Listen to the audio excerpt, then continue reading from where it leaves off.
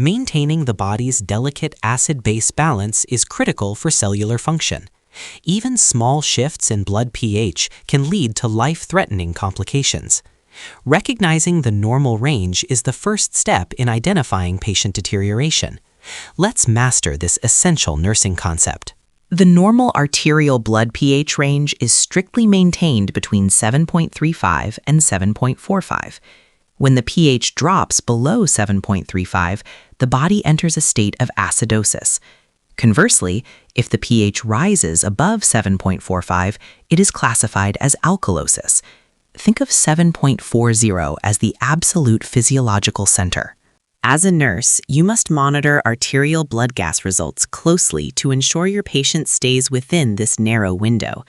Use 7.4 as your mental anchor to quickly determine which direction the balance is shifting. Mastering these values allows you to intervene early and improve patient outcomes. Know your normals to spot the abnormals fast.